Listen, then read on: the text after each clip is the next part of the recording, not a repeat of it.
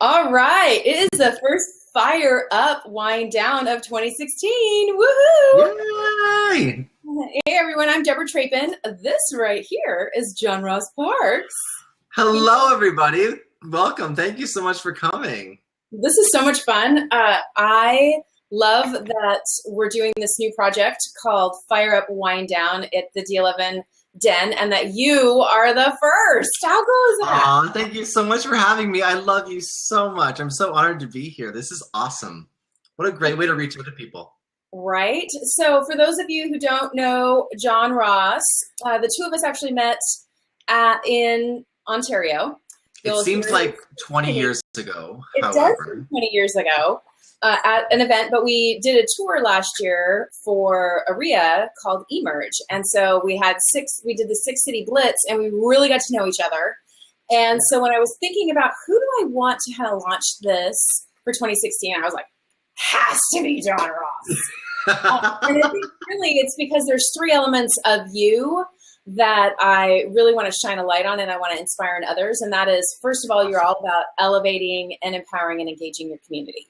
So not just for your job, right, which is important, your industry is important, but also you have this ridiculously fiery passion for raising money for your community that you live in. Yes, I love that. All sorts of rad. And then, of course, we have this in common, which is You mean this? Yes. So without further ado, tell the Fire Up community a little bit about who you are, and then, of course, what's in your glass. Awesome. So I'm an Ontario realtor. For those of you that are tuning in from outside of the country, thank you guys for anybody that's paying attention to this. I am an 8-year veteran of the business. That sounds pretty young when I say it that way. But I'm a 3rd-generation realtor. So my mom and my grandma are still actively selling. And until very recently, we were with different companies, but I'm proud to say that as of 2 days ago, my mom and my grandma are all together with me again at the same company. So that's phenomenal. I'm so proud to have everybody back under the same roof again.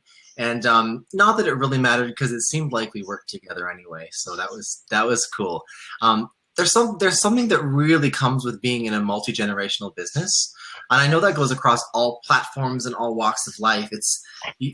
As a 3rd-generation person in this business, you have a different type of understanding and a different positioning within the marketplace of what you think about it, right? You're not like, yes, I feel the same pressure to do it every day. I have to be the best. That's a given.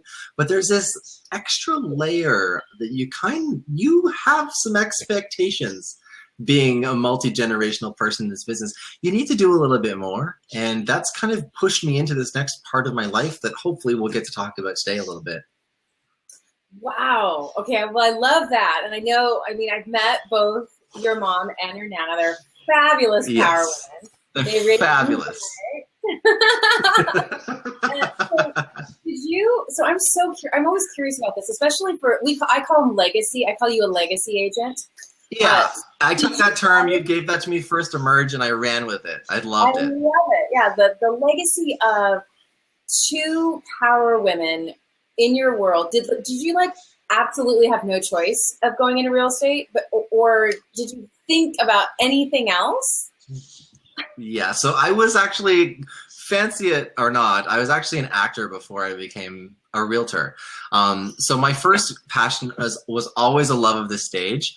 And my retirement career was always going to be in real estate. It just so happened that at 21, I decided to retire because I realized that real estate is far more lucrative for my spending habits than being a starving actor. I think that Well, and let's be real, you do get to do a bit of acting and be dramatic and put on your negotiator hat. I mean, there's so many roles, if you will, in real estate. I'm sure you get to tap into the power of your sass. Absolutely. And the coolest part of what I did before compared to now is I've been able to take all of that theatricality and entertainment and parlay that into helping and engaging other people in this incredible industry.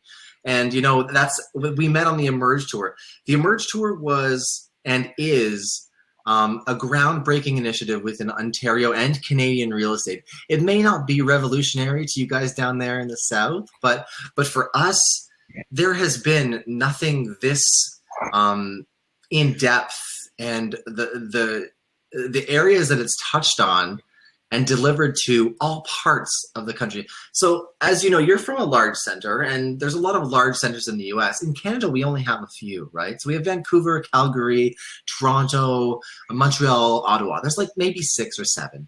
But the cool thing with the Emerge Tour is the Ontario Real Estate Association said, we want to touch everybody. And I mean everybody. We went from Thunder Bay way up north in Ontario, all the way down to Windsor, out to Ottawa. And for us, all you US people, I'm so sorry, you have no idea what I'm talking about. But for all you Ontario people, you know how far that actually is. And Deb, I mean, you did a bit of it. You're getting top to bottom. I have to tell you the craziest thing. So I was at an event yesterday in Colorado, and one of the women who is actually in charge of the previews, the luxury program for the state, is from Sudbury. I was like, oh my God, I've been to where you before I grew up. I was like, never in my life did I ever think that I would meet somebody in Colorado that I could actually say to them, oh my Lord, lady, I have seen where you grew up. And I told her, of course, that we almost got arrested checking out the nickel. We had such a wonderful time there. It was good. Yeah, what was his name? I can't even remember his name, but the security guard. What are you doing? The security guard. Oh, we're messing with. No, it was a good time, and you know what? There's stories like that all the way across the province, and I've been lucky enough to have been involved with the program that we were involved with for 3 years from the very beginning. And it's funny, every year it's grown and grown and grown. The coolest part is with that particular initiative, we've had people come back every single year. And not only every single year, we've had people come back 3-4 times in a season. You know, Marianne, prime example. She is our super fan.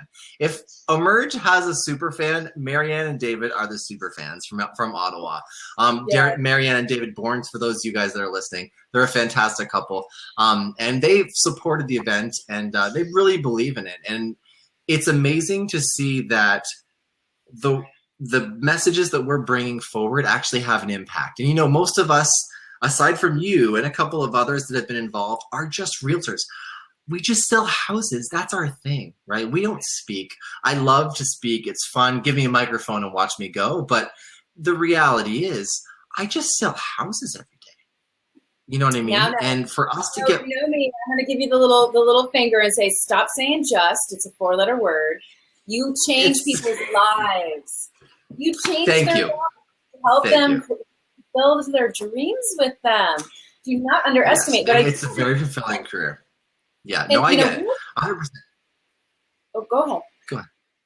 I was going to say, real estate is such an interesting industry, especially for me as a professional speaker. You know, there are so many high D, high I, you know, type A actor types in the industry that there are great speakers who don't do that for a living. They actually sell real estate, and they are professional realtors, but they want to kind of tap into that side of themselves. So I've seen some amazing speakers, and I've also seen some that I'm like, wow, it's a good thing you have a day job. It's fair. You know, that's fair. You know, everybody has a message to share, and that's goodness. So let's kind of switch from how we met into, you know, one of the things that I'm super passionate about knowing about the people in my life is, what does success mean to you? Like, what does success look like to John Ross? It's in a world like we live in now, it's really easy to try and kind of adopt everyone else's. So what does it look like to you? So, you know, what's really funny is success to me has changed a lot over the 8 years that I've, you know, been in the business. I know that's not a long time for a lot of people out there, but for me in the beginning, success was getting that next deal. Success was like getting that paycheck, and that was all I could focus on. Now, 8 years in, things have changed a lot, right? So now I'm involved in connecting with realtors not only in my own community, but across the province, and helping them navigate this world of real estate politically and personally. So for me, a huge measure of my success is, when I'm able to connect with realtors whose opinion I've never heard from before. So over the past few years, I've had a really, really good chance, thankfully, to AREA and with my speaking events across the province, is I've talked to people from Thunder Bay all the way down to Windsor, everywhere in between to Ottawa, like everywhere. I've got a really awesome perspective of where Ontario realtors are at. And for those of you that aren't from Ontario, I apologize. This is probably going to be boring to you guys, but it's something that I'm extremely passionate about. Ontario realtors. Community. It's awesome. What was that? What was that? Sorry, I missed that. I said, don't worry about it. You don't have to apologize. You're passionate about your community. That's why we're highlighting you. Yeah. Awesome. But within our province, we have an incredible situation where we are provincially governed. We have an entire area with diverse needs and extremely different perspectives that we have to navigate. And so for me, the next step in my success meter is how do I represent all of Ontario as opposed to just my little area? Because that's easy. I know this little neck of the woods. You haven't been out here yet, but I know I'm going to get you here someday soon. But I can navigate this little world. But what I really want to do is take the experiences that I've had over the past 2.5, 3 years and expand those. So as you know, I am running for Director at Large of the Ontario Real Estate Association, which is a huge next step. That's my success meter is, have I done enough so far to warrant representing people from Thunder Bay, from downtown Toronto, from Ottawa, from Windsor, because I have been listening in personal conversations and otherwise. Are you still hearing me? I just got a little notification. You're still good? Okay. Oh, yeah. Let me just turn you up here. Okay, we're good. Sorry. Yeah, so my next success meter is really how successfully do I represent everybody? And I think that's going to be difficult to measure, but I'm definitely up for the challenge, that's for sure. I love that. So, I'm hearing a little bit of an echo now. I'm not sure what that is. Yeah, maybe because my 1 second. I'm just going to switch here. Okay. I had to switch to my real microphone, so please hold. You can sing a little song for us. I've heard you sing in karaoke. I know how incredible you are. Oh, I'm not yet. It is Friday night. I can't believe it's Friday night. I love it. Right? I love Fire. How is the weather down there? We are so warm here. We're so warm up here. It's unbelievable. 1 second. The weather is so crazy lately. It's I feel like you guys got a bunch of snow dumped on you, and now it's warm. Okay, I've got the big boy microphone, so let's see how this does. Awesome. Oh, it looks like Jackie's asking a question. Would you say listening is the most important quality in any business? Oh, my goodness. Yes, Jackie. I completely so. Yeah. Jackie is a great friend of mine. She's a fellow author. She writes really awesome books for, I guess, tweens is probably a good way to say it, like the junior readers, but just amazing. She wrote this book called Cracker that changed my life. Changed the way I look at how I see other people. It is such a great book. I'll be sure to drop the link in the blog. You're welcome, Jackie. Keep on going, sister. Okay, so let's kind of go into. So we talked about like what success means, and I love that you have a definition. Which, just for a second here, let's celebrate that because you're young, and by young I just mean you're young in your career, and you're getting clear about who you are and what you want to do. Most people who've been in business for 30 years still don't know what success means. And I truly believe that competition, it actually is bred right inside that. I think that people who look at your success and want to compete against it or want what you have, just haven't defined it for themselves. So congratulations to you. Let's cheers that, because that is a huge, Thank that's you. Thank you so much. yeah, you're welcome. Milestones are meant to be celebrated, and you know what it is, and that's so good. It's awesome. So let's talk about the whoopses. Have you had a mistake, a lesson, put it in maybe a more positive way that you're thinking, gosh, I would have done something a little bit differently that you think people could learn something from? Yeah. Not to get too personal. I hope this isn't too revealing, but when I was first in the business, my grandma, who's a huge mentor of mine, I ignored some advice that I got from her, which to this day affects every single decision I make going forward. It's been crazy. So I was 21. I think I had my real estate license for about 6 months. And you can imagine how fresh I was at 21. So, I didn't read everything fully in an agreement, in a document that I was signing. It was personal. It wasn't a client. And it taught me a very valuable lesson. It was a very expensive lesson, but it taught me a very valuable lesson. And the greatest thing that I think in that whole process was my family allowed me the freedom to make that mistake on my own. You know what I mean? And to learn from that. And I'm not going to say I was careless at 21. I don't know anybody out there that's careless at 21, because at 21, you know everything, right? The whole world, you know everything about. You know it all. Right.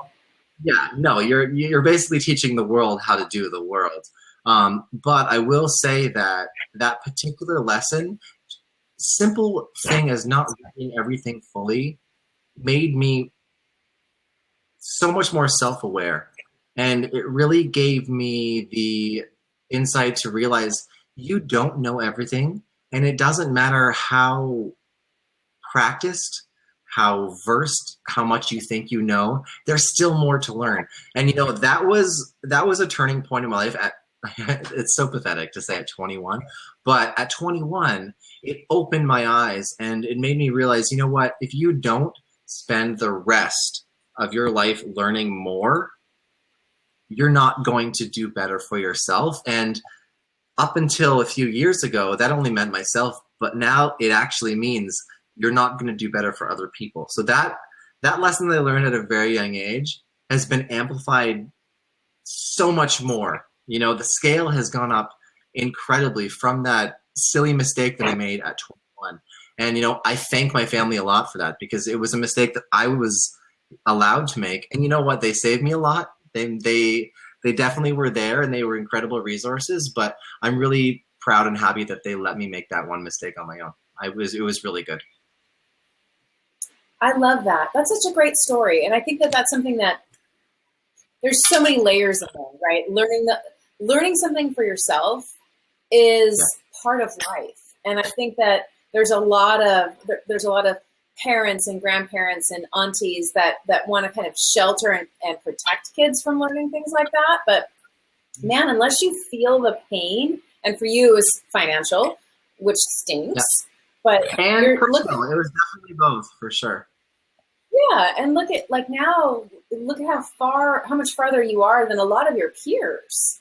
Because you learned a really big, valuable lesson. And I love what you said about how it was really just about how it affected you for a few years after that. But now it's really, gosh, if I'm not learning and improving and growing, then I can't actually serve my community well either. And there's such wisdom in that. You're so wise, John Ross. Oh, what a loving we're having. I'll drink to that. I love it. It's so fun. So tell me something. Let's do something fun and kind of off the wall. How about something that people don't know about you? What's something, and I guess maybe it has to be a little clean because you are running for office. You know what? I'll make a disclaimer. I'm absolutely, unfortunately, probably for anybody at Aria or anybody that has to deal with me, I'm probably the most transparent person you'll ever meet. I Oh my do God, not have a filter, and sometimes I get in trouble. Anybody that's out there that's listening that knows the word man meat will understand what I'm talking about, but I won't let everybody know the full story. You know, please share that with Richard Depp, please. I So, absolutely will. okay, great. One thing that people don't know about me that might surprise them. Okay, so for about 7 years, I bred and showed Chihuahuas. And at one point, I had some, yes, I know. And I had about 16 dogs at one time. Yes. Where? Now, only 3 to 4 lived in my house at the time, and the rest lived elsewhere. They had homes, foster homes. But yeah, I had a very successful little Chihuahua business going, and it was more of a passion than anything. I know, it's hilarious. It's so stereotypical. I'm so sorry, but okay, so I knew you loved dogs, but like Yes. now that just took it to a whole nother level. And so, do you know Christoph Chu here in the States? He's down in Beverly Hills. I don't. He's done a $1 million listing a few times. He's just an absolute. He and his wife, who she's just delightful. She's got a title I can never remember. I think it's Contessa or something like that. But just fabulous. Always has this beautiful, like gorgeous vintage bling and the whole kit and caboodle. They have a pack. Their little family is Chihuahuas, and so they always have these fantastic photos of their little Chihuahuas. So now I need to introduce the two of you. Oh my gosh, I can't wait to meet them. Yeah. My prize little pig was about 2 pounds. He was 2 pounds, 1 ounce, full grown. He was my stud. His name was Timbit, and he was the bomb. Honestly, he was amazing. He was amazing. A stud that was 2 pounds, 1 ounces. Yeah. You know, the grossest part is I had to help him every now and then, but he was successful. Let's call him that. Oh my gosh. Okay, well, there's so much for clean. It's just dog dirty, not human dirty. No, life, no big deal. I love it. I love it. Oh my gosh. And so that was, what, 10 years or so ago that you were doing that? You know what? Actually, that was my first 3 years in this business, and I had to make a decision 3 years in. It was like, do I do this passion that I love, that I'm like obsessed with, or do I choose real estate? And you know what? Unfortunately, I had to choose real estate. I'm very glad that I did, because it's been it seems real estate's won out every time when I've had to have the battle of the passions. So it's definitely the place I need to be in for sure. I love that. Okay, so Jackie is like tapping on the door saying, "What the heck are you drinking?" So why don't you share, because I know one of the things that I was telling people in the promo is that you are kind of exploring your love of wine. And so I didn't say what exploring means, because I thought I'd let you do that. So why don't you give the Fire Up community a little spiel about your exploring wine? Sure. Well, you quite a few months ago introduced me to the app Vivino, Vivino, for anybody out there that's not paying attention, which completely changed my idea of wine. So I have taken it upon myself. Most people make New Year's resolutions to like work out, eat better, you know, travel more, drink more water. I've decided as my New Year's resolution, I'm not going to drink the same wine twice for the whole year. So what that means is it's very difficult to survive on the wine that's out there. So you have to explore. And the Vivino app has allowed me to go to, in Ontario, we have the LCBO. It allows you to compare and contrast the different types of wines, review different types of wines that are out there. And the coolest part about it is that it's allowing me to rank myself against other Canadians. And as a realtor, we love nothing more than beating other people. Oh my that cannot be the quote of the show, but it's my favorite so far. So I'm proud to say that in a matter of a few months, I've made it to 512 out of at least 100 and something thousand Canadians on Vivino, which is props to that. The coolest part is, though, you know what? The really cool thing is, I used to be very like close-minded about what wines I drank and the types of things that I was into, and I've been forced, because of this crazy pledge that I did to myself, to look into regions that I would never have given the time of day, like South Africa, Chile, Argentina. I've discovered the world through wine. Like tonight, I'm drinking a Spanish Rioja, which Deb knows I've been all about Riojas lately. They're like up there. Like they're amazing. Yeah, amazing. Actually, please hold. I'll show you the bottle just for a free plug for them because everybody needs to drink this. I love it. So Okay. I'm assuming that John Ross Park's handle is the same over there. Look at that. Ooh, LAN, LAN. Yum. Ooh, it's 2011. You can get me anywhere, any social media you want, Snapchat, Facebook, Twitter, LinkedIn, anything, and it's just John Ross Park. So anybody that wants to connect with me, please feel free. I'm available all the time. So You're easy to access. Got it. So what I love about Jackie, that was kind of underneath my breath there. What I love about Jackie is that she totally turned it the other direction. And so instead of giving something up for Lent, you'll see in the comments, she says she's going to do that for Lent. She's going to try a different wine. I can't wait to read the comments. I know, right? So much fun. So much fun, for sure. I'm actually drinking a Washington Syrah, which really, so most Riojas are nice and bold, but they don't have a ton of spice. Usually they're a little on the cherrier side, maybe a little truffle going on in there. This is rich. It has a little bit of oak, but more vanilla in it than normal. And what I love about the Washington Syrah is that, well, first of all, Syrah is a Rhone grape, which you and I have had these conversations about Rhone and Bordeaux and kind of the geeky side of. Loved it. Right? I love that. I mean, I like the geeky side of wine because it's an art, right? It's farming, it's creative, it's so many things. Learning. 100%. It's all about learning. I think that's why everyone loves it, because no one's ever perfect. That's right. Life. Wine is life. Well, and on Women on Wine TV, the show, of course, that you know that I do with Kelly, we've actually done shows on, crushing wine snobbery. It's like, let's just talk about the reality here. It's just it's a way people make grapes. And I tend to like the style because they don't keep the juice with the actual skin of the grape. Because the skin of the grape is what gives me that kitty tongue, that dry, where it's like you need to have a steak in order to drink the wine. Riojas and Syrahs are very much the same, where you don't need that. You could just, pound it. They call them do that, my dear. Never once have I seen you do that. I'm a classy drinker. I don't pound it. I sip. So tell me what inspires you when you get up in the morning. Like what gets you moving forward?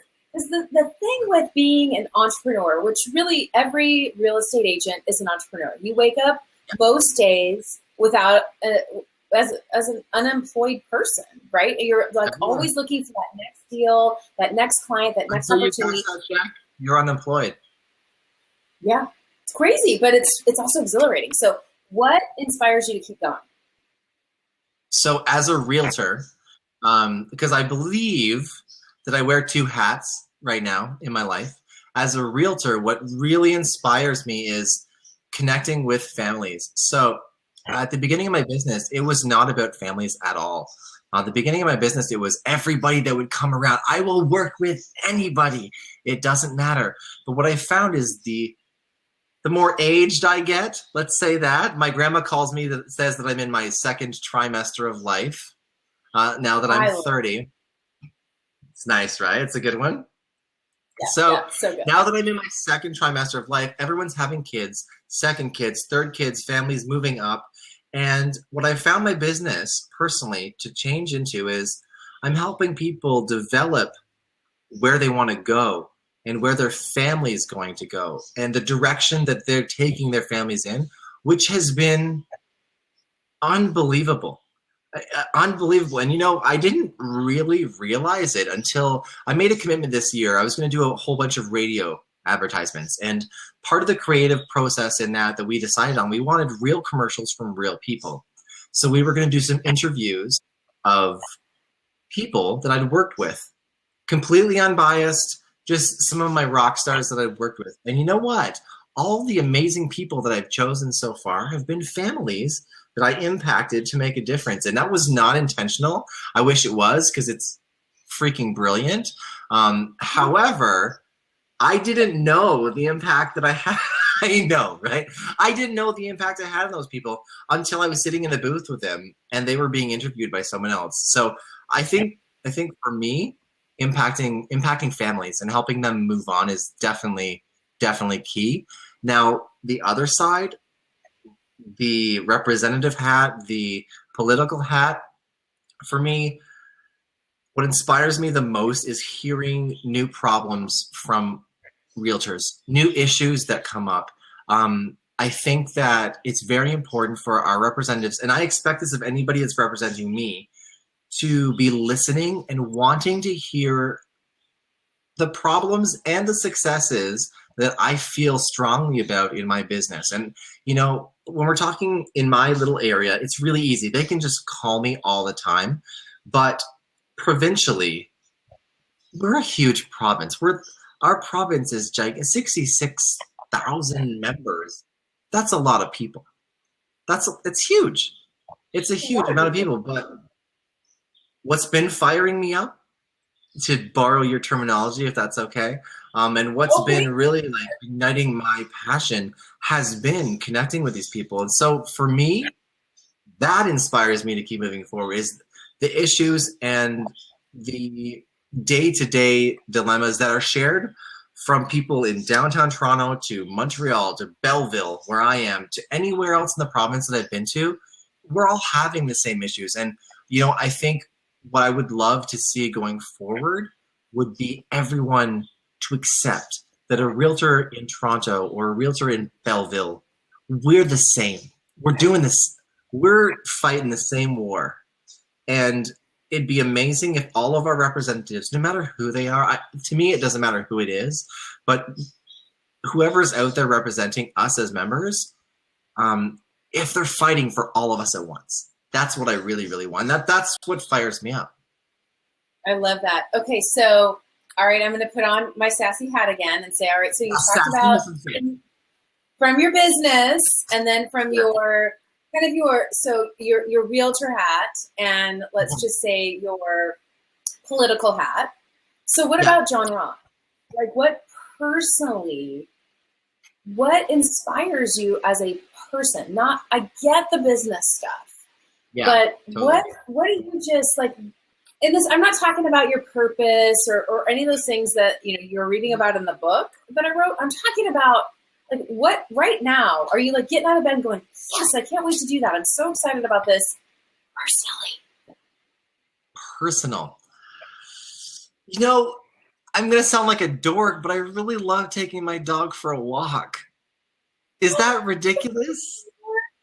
Dorky, that's so sweet, and I love that, and I think that's awesome. With all the stuff that goes on, right, and there's a lot of moving parts right now in my life, which I'm so thankful for and I love. But I love taking my dog for a walk.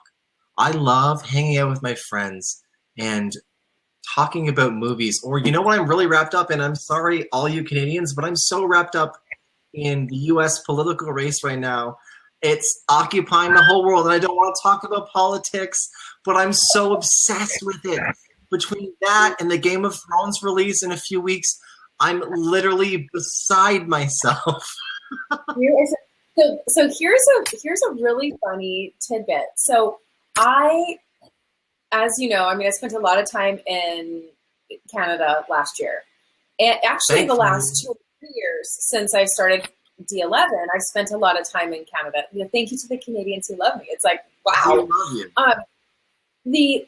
But what I find the most interesting is that actually my Canadian friends are more interested and almost more invested in the political cycle that we have here than we are. Because I think it's everywhere. It permeates. And here's what I found interesting is when, Prince Justin came into court. Oh my Lord. Like I was so interested in that. And I thought, isn't that interesting? I couldn't care less what's happening in my own backyard. But when Trudeau takes his place and has this cabinet with diversity and women, I'm like all ears, totally interested. Absolutely please vote for him. Canadians vote for him. So this is the interesting thing. I think, and why I think you are going to be successful in that side of your, with that hat, is that you have a broad reach, right? You have kind of a sassy side to you that everyone's like, oh my gosh, what's John Ross going to say? But then you also have this really passionate way of seeing the world. You look at things, you don't look at it through a siloed view. And I think that's a gift. And I think that it's something that I hope that people that are around you see. I'm sure they do. But I think it's also could have to do with the fact that you were raised by two freaking phenomenal women. They're kind of what amazing, else? right? They're ridiculous. And they're and you know what I loved about, I didn't get to spend a ton of time with them, but they are so invested in supporting you. It wasn't like they were cheering. They were there to support. And so, and I think there's a difference. And I think I see that in all of the things that you say and do, especially after I met them. It's like, oh, I can see where the rearing, if you will. They weren't pushing you. They were like, oh, maybe this direction, or how about this? So I'd love to know, what was the favorite lesson your Nana has taught you so far? Before the, not the big, huge mistake lesson, but what's kind of the sassy Nana lesson that she's taught you that you love to tell people? Here's what my Nana says about that. And I don't think she's in the room. She's not. I'm sure she wishes she was. The one thing that, and when I was younger, I couldn't distinguish between the difference between mom and my Nana. So I used to call them mom and Nana. So I will use the term mom and Nana right now because they've both been as undyingly supportive as you can imagine from the time you saw them. They instilled in me the idea that it doesn't matter what you want to do, as long as you give a shit about what you're talking about and you want to learn about it, you're going to be good at it. And I think there's a huge difference between saying you can be good at this and saying you will be good at this. Does that make any sense? I know you say that a lot to me, but we talk a lot in case. I think that it makes sense because I think one is a statement and one is actually positive manifestation. You will do this. It's not a can you do something. It's you will. And it's honestly, I think it probably came back to Miss Peterson, my 4th grade teacher. She's Mrs. Zimmerman now. She always, when the students in the class would say, "Can I go to the bathroom?" She would say, "I don't know. Can you?" Mm-hmm. And I still remember that, because she was basically saying, that's not actually what you are looking for. You're actually asking, may I, not can I? Of course you going to the bathroom. Of course you are. Right. Exactly. Yeah. And so I think that the word can is a word that we have to be very careful about, right? I think may is important, being respectful, and will, or you will do it. It's happening. I think that's such a beautiful thing. I love it. Thank you. Okay, so randomness. What's the first thing you do in the morning? I check Twitter. That's the first thing I do. I open my. No, I correct you. So for any single people out there, and this may not be politically correct, I check Grinder and then I check Twitter, or as Oh, Deb you likes to call it, Thumper. yes, Grinder is something to me. I will never remember it as Grinder, but I No, I usually check. No, I do. I have a whole folder in my phone called Social, and I go down the list. I check everything from top to bottom just in case I didn't get a notification. Largely because all of my news I get from Twitter. Just like any other person that's 30 plus or slightly under out there. Get it all from there. I don't want to sit down and wait for it to come on the TV. I want it when I want it. And that's how I catch up on my life. I do that before bed.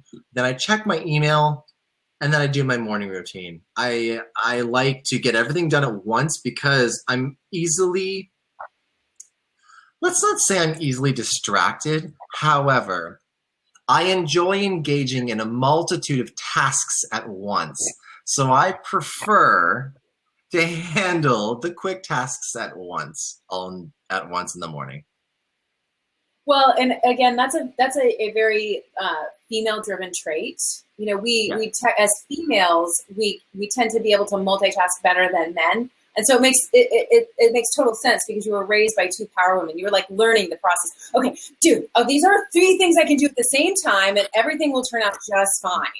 We all know multitasking, we don't do anything great when we're doing that, but who needs to be great at checking Twitter? I mean, come on. You can check Twitter and jump over and download your emails at the same time. No one's going to lose a limb if you multitask with social media. So absolutely. I totally love it. It's great.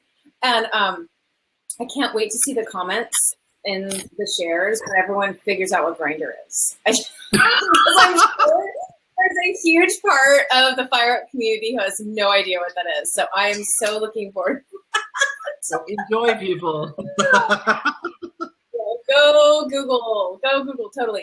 So how about, you know, one of the things that I love to ask my friends, my clients, my family, let's say, is I truly believe we all have a superpower.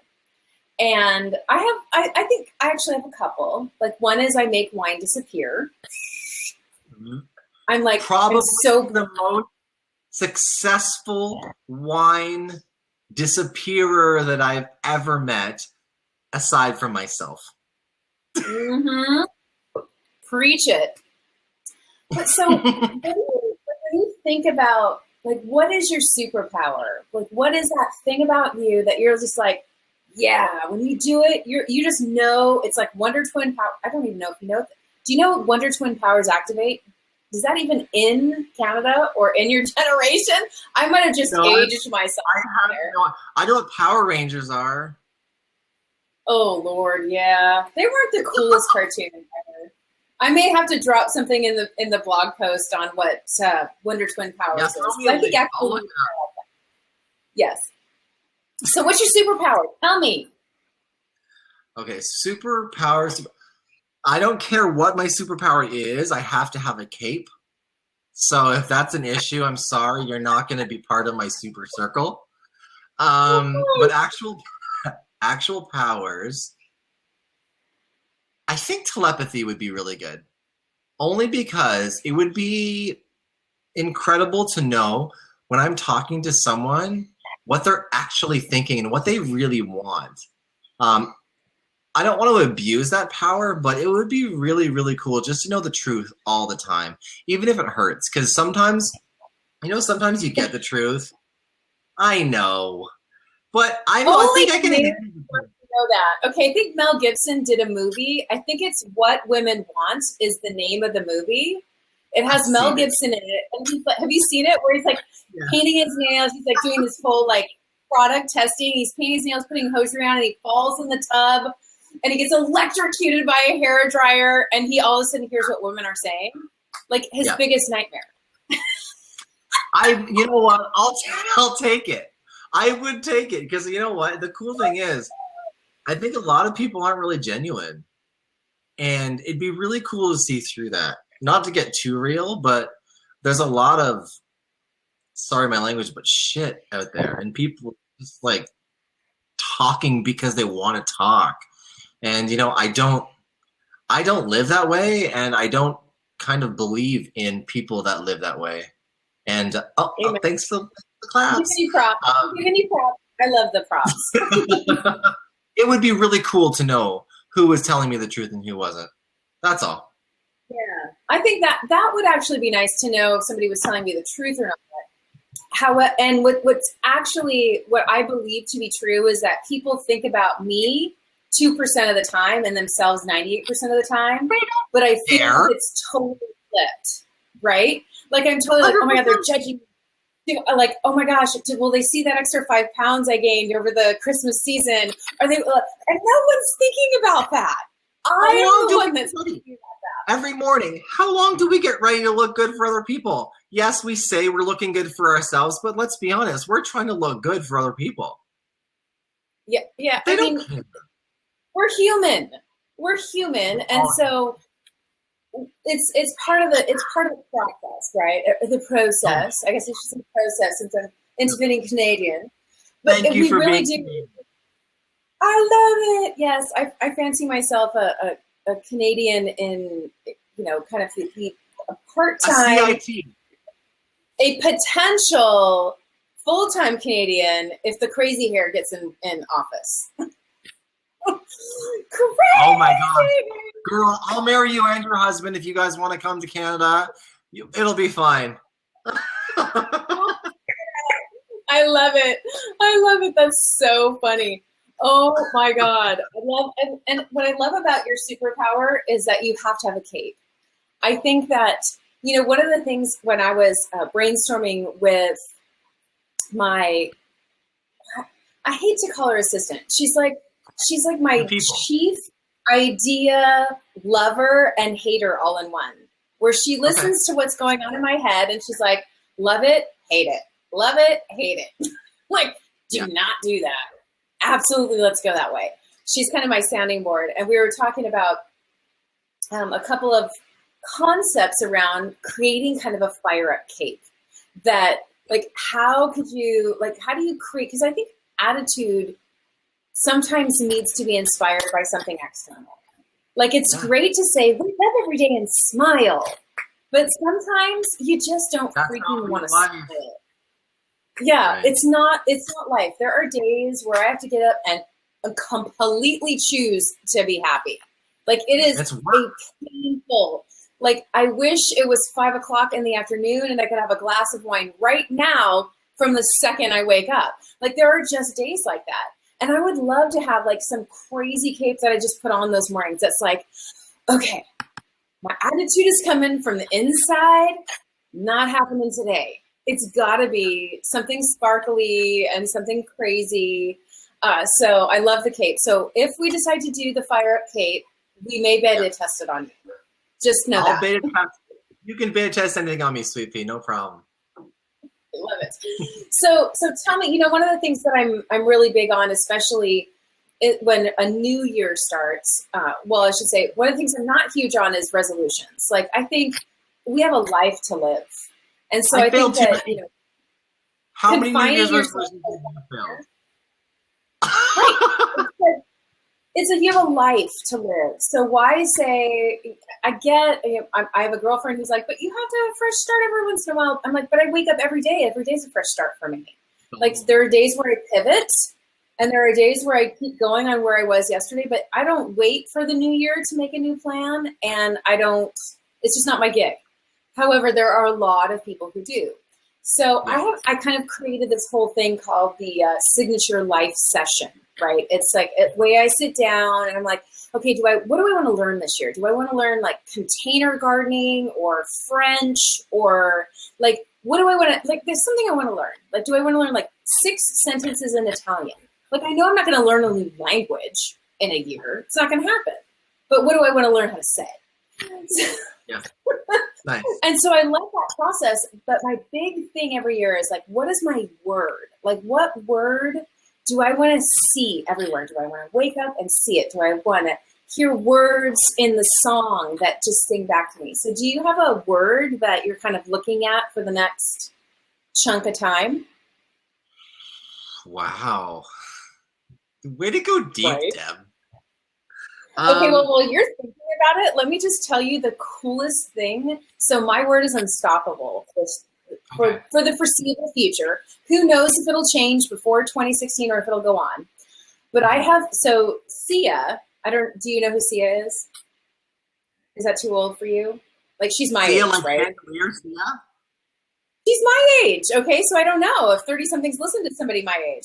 So She has that tiny little short girl with the wig that dances, right? great. Yes, like the Yes. yes. So I decide, okay, yep, this is gonna be my word. Like 6 days later, she releases a song called Unstoppable. I'm like, this woman is like my spirit human on the planet. It is such a rad song, but it's about awesome. She's incredible. I love her music. Oh, is someone leaving? Yes. Bye, darling. Thank you for joining us on your first day, Mike. Thanks, whoever was here. I wish I could see the chat. Okay, I've got my word. This year is all about possibilities within myself and within everybody that I come in contact with. So I would love to not only instill in myself the fact that anything is possible, but what would be really amazing is everybody that I deal with this year, be it clients, my broker, other agents, I want to give them possibilities into doing things better and changing things, because I don't know about the States, but right now the Canadian real estate world's in a flux. We're in a huge change, and it's coming. And those who aren't aware of it, don't worry, we'll make sure that you're prepared. But there are changes coming. And I think that everybody needs to understand that no matter how long you've been doing something and how set in your ways you may think you may be, there are possibilities for you. And,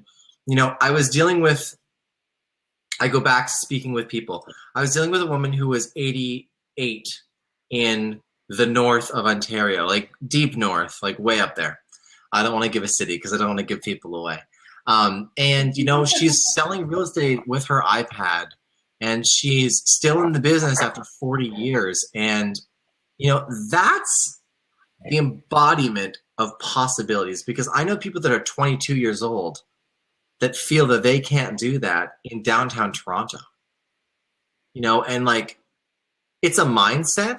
And I think that really anybody that wants to do a lot more within themselves and within whatever they do, whether it be like their business, I know we've been talking a lot about business and that's awesome, but whether it's like learning about wine this year, or learning a language like you mentioned, or maybe learning to hopscotch without your knees hurting. I don't know. Whatever your thing is, it's possible for you to do it as long as you get yourself in that space. And so, yes, for me, it's about possibilities, but for everybody that I touch this year, it's about possibilities, 100%.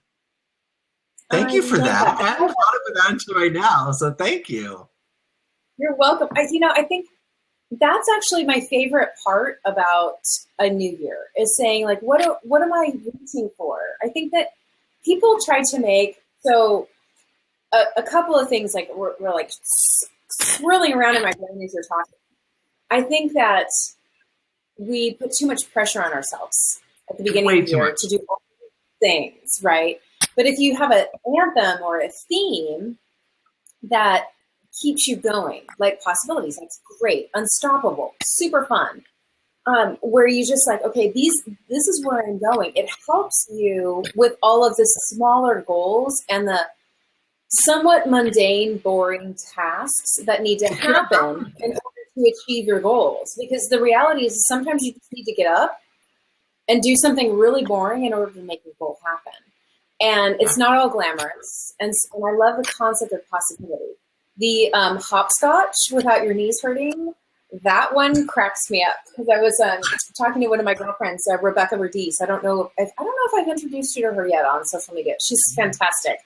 But we're talking about how business is kind of like hopscotch, and your competitors are kind of like the little stones that are sitting on the different little areas, and how you have to kind of pivot or jump or kind of shift your plan based on where you want to go and what makes the most sense for what's already happening in that area.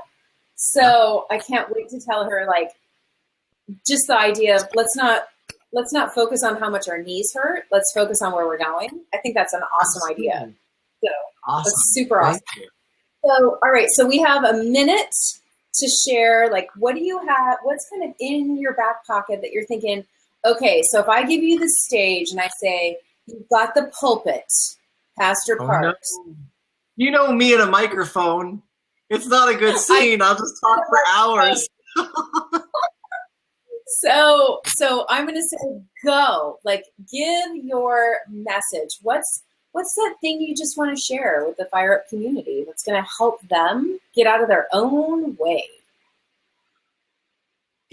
In speaking with you for as long as we've known each other, about 2 years now, the biggest thing that I've learned, and I'm going to give a lot of credit to you, I mean, you may not want it, but I'll give it to you anyway, is that every single person out there, regardless of if you're selling one house a year or you have your own flower shop down the street or you deliver mail, it really doesn't matter what you do. You have a voice in everything that you do.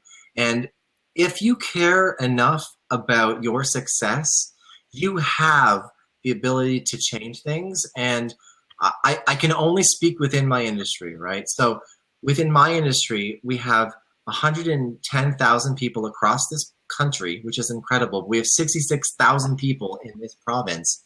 And every single one of those people in this province has the ability to change their business today if they want to. And they have the ability to change the industry today if they want to. And the only way to do that is if they take control of their power and their voice and know what they want.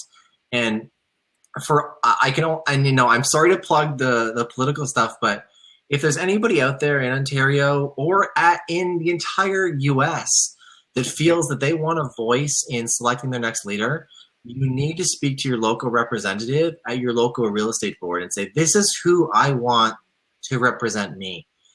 Because if you don't pick the people that you want, someone will be chosen for you. And unfortunately, depending on where you are, that may or may not have been the case for a long time. And especially in Ontario, this vote's very important. We have a lot of incredible candidates, but you know what? It's time for change. And it's time to vote for change. And in order to do that, please connect with me on social media. I am here as an outlet for you guys. If not, you can always speak to your local representative at your board office, your executive officer, or your president, and let your voice be heard. Those of you that aren't in real estate, speak out and be involved in your community and just get involved in any process. It's going to make you better as a business person. I only know that because at 30 years old, 8 years in this business, it's made me better as a business person and a human being in my business. So I really, really thank you for this opportunity, Deb. It's been incredible. I love it. And you know what you're saying, it's not industry specific, it's human specific. Yeah. It's define what you're passionate about and where you want to plug in and actually do something. And I think that's beautiful. And that's what I love about you. And I love the way that you do it. And I think I believe that the Fire Up community is absolutely going to see that when they experience this interview, and they're going to embrace that as well, because that's the mentality. You know, people often say, like, who's your client, right? And I always say it's somebody who gets up in the morning and says, why not me? Right? It doesn't matter what they're doing. It's simply their thought is, why not me? Hello. And then getting them there. Right. And so I think that what you said is so beautiful, whether it's politics or what's happening in your kid's school, or even when you're asked by HR, who do you think would be a great leader, just getting involved in your life and actually making a difference. I think that social media and maybe even media in general has kind of maybe made us feel a little insecure and nervous about telling our point of view. Like we feel like we're going to be shamed or shunned or something. And I think the reality is that, and you've heard me say this a million times, those are the people who shame and shun you are the people who are not meant to be in your life. So set them 100%. aside. Like, let them do their thing, because the reality is, gosh, if we were meant to serve everyone, we would be exhausted and dead by 13. Like, come on now. We're here to serve a slim segment of the billions of people. And so it's almost easier when somebody counts themselves out for us. That leaves the space for the people we're meant to serve. So, all right, my friend. Well, one final cheers to you. Thank you so much for joining and for being the very first Fire Up Wine Down of 2016. I wish you luck, and I would love to have you come back for a segment when you win your title. Thank you. Your political title. I don't know if that's the right way to say it, but you know what I'm talking about. Fathers and jars, but I'll take it. It's fine. All right, Dad. Thank you so much. Take Cheers to you, Dad. Thank you. You bet. Bye-bye.